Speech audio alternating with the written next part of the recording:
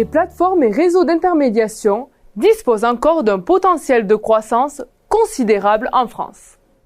À l'heure actuelle, seuls 10% des travaux à domicile transitent entre leurs mains selon notre dernière étude Xerfi Precepta sur l'hyperconcurrence entre les plateformes et réseaux d'intermédiation en travaux.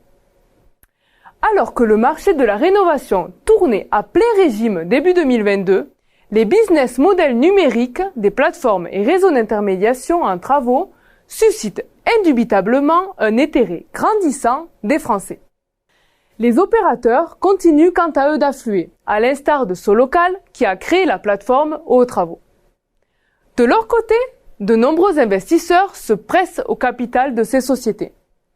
Pour autant, aucun intervenant n'a véritablement pris le leadership alors que les synergies s'annonçaient élevées avec leurs nouveaux actionnaires issus du bâtiment, de l'énergie, des médias et de la banque de détail.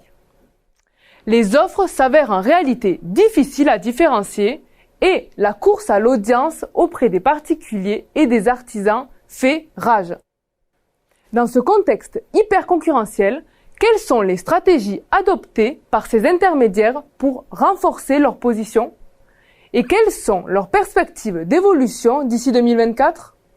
L'étude Xerfi Precepta a ainsi fait le point sur les axes de développement de ces intermédiaires pour poursuivre leur croissance et asseoir leur position. Notons le développement de l'audience et de la clientèle par le biais d'actions marketing pour renforcer la notoriété par une diversification de l'offre et une conquête de nouveaux marchés clients ou encore par des stratégies d'affiliation à l'instar du programme d'Habitat Presto. Deuxième axe analysé, l'enrichissement de l'offre de services aussi bien du côté des particuliers que des artisans. L'étude a pour cela analysé la stratégie de croissance DEFI, l'un des principaux spécialistes indépendants de la délégation de CE. Les acteurs de l'intermédiation en travaux cherchent également à installer un rapport de confiance chez les particuliers par de multiples leviers, mais aussi à conquérir de nouveaux marchés, notamment sur le plan géographique. Camif Habitat, acteur historique du courtage en travaux, a pour cela fait le choix de recourir à la franchise.